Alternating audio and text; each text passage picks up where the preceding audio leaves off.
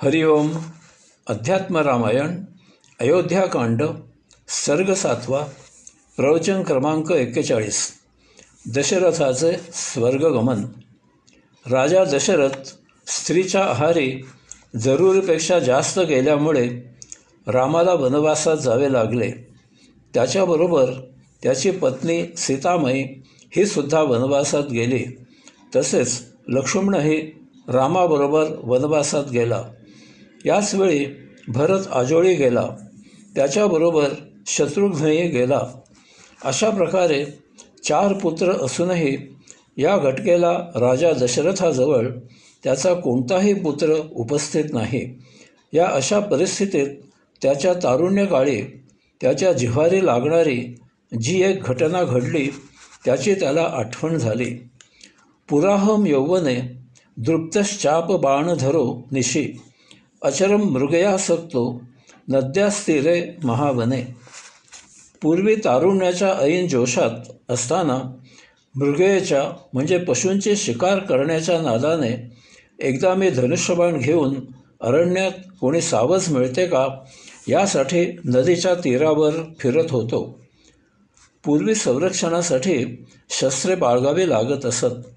माझ्या वडिलांची गुहागर तालुक्यामध्ये कातकेरे या अरण्यात असलेल्या गावाला सुपारी, नारळ, आंबे अशी मोठी वाडी होती. त्यामुळे त्यांच्याकडे परवानाधारक रायफल, रिव्हॉल्वर होते.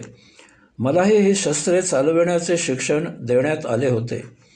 परंतु पूर्वीच असे नाही, तर अगदी अलीकडे 1960च्या दशकापर्यंत प्राण्यांची शिकार करणे यात धाडस, कसब, शौर्य, पराक्रम समजत असत.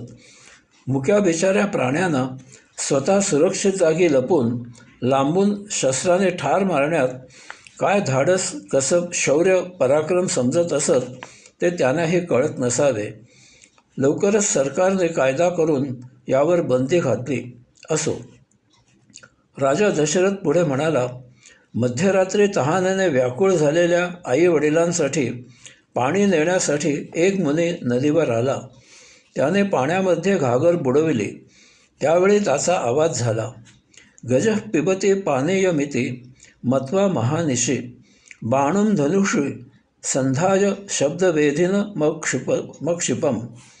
त्या मध्यरात्री एखादा हत्ती पाणी पीत आहे असे समजून मी धनुष्यावर एक शब्दवेधी बाण चढवून सोडला. त्यावेळी दशरथाच्या डोक्यात प्राण्याची शिकार करणे एवढा एकच विचार होता.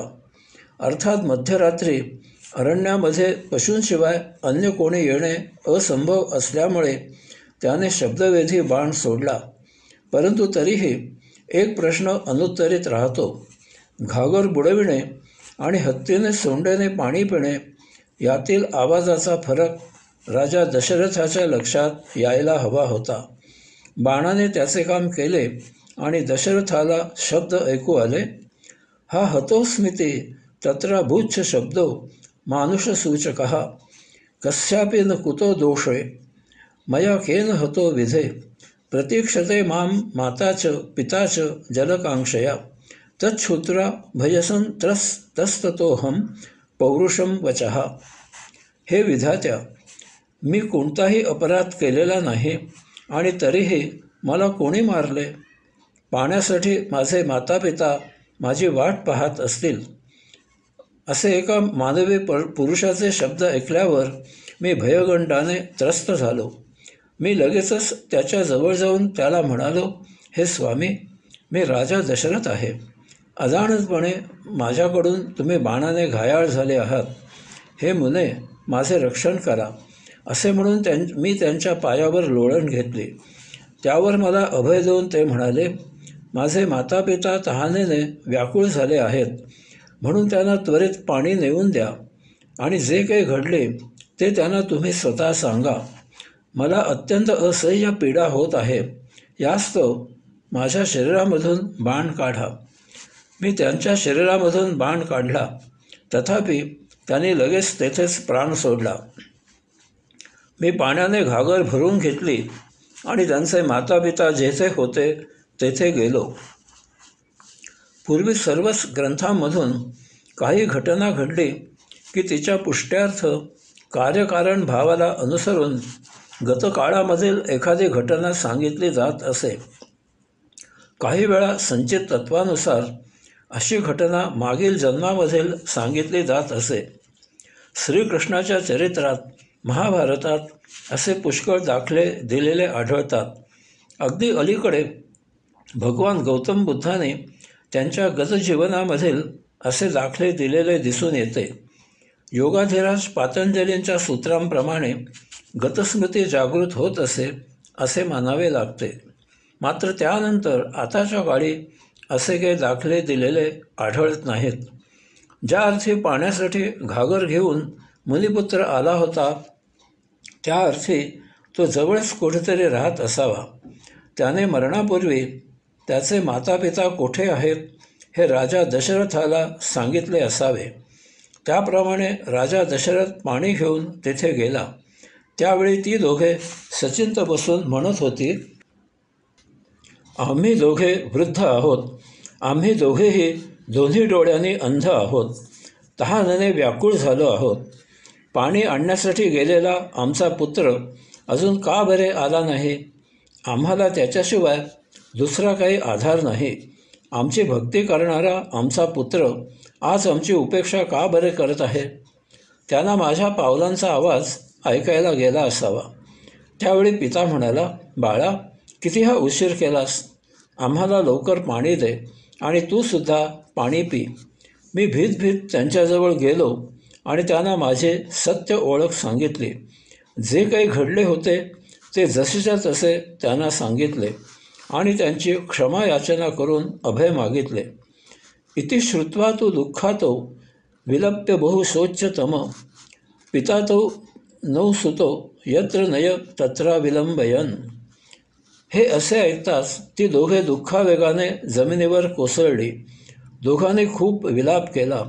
रडत रडत त्यांनी मला सांगितले की त्यांचा पुत्र जेथे आहे तेथे घेऊन चल. ततो नीतो सुतो यत्र मया तो वृद्ध दंपत्ती स्पृष्ट्वा सुतं तौ हस्ताभ्याम बहुशोथ विलेपतुः. मी त्या दोघा वृद्धांना त्यांचा पुत्र जेथे होता तेथे घेऊन गेलो. त्या दोघांनी हाताने पुत्राला स्पर्श केला आणि दुःखाने हंबरडा फोडला. पुत्रा, आम्हाला पाणी दे, पाणी दे असे म्हणत ते जोरजोरात रडू लागले. नंतर त्यांनी मला सांगितले, राजा, चिता तयार कर. असे म्हणून त्यांनी प्राण सोडला. ते तिघे स्वर्गलोकी गेले. मुनी असल्यामुळे ते स्वर्गलोकी गेले असे अध्यात्म रामायण सांगत असावे. राजा दशरथ पुढे म्हणाला, मी चिता केली आणि त्या तिघांना अग्नी दिला. परंतु तत्र वृद्ध पिता प्राह त्वमप्येवं भविष्यसि पुत्र शोकेन मरणं प्राप्यस्य वचना ममम. मरताना त्या वृद्ध पित्याने मला शाप दिला. तुझ्याबाबतही असेच होईल. तू सुद्धा पुत्र शोकाने मरशील. राजा दशरथ म्हणाला की ती शापवाणी त्याच्याबाबत आता सत्य होत आहे. असे म्हणून शोकाकुल झालेला राजा दशरथ रामाच्या नावाने विव्हळू लागला. सीतेला हाका मारू लागला. लक्ष्मणाच्या आठवणीने त्याला हाका मारू लागला. अशा प्रकारे दुःखावेगाने पुत्रांना हाका मारत विव्हळत असतानाच कैकेयीने निर्माण केलेल्या मृत्यूप्रत मी जात आहे असे म्हणत प्राणत्याग करून महाराज दशरथ दिव्यलोकी गेले. महाराज दशरथ दिव्यलोकी गेले म्हणजे स्वर्गात गेले असे अध्यात्म रामायण म्हणते. यावर पुढे भाष्य केलेले आहे. हरिओम.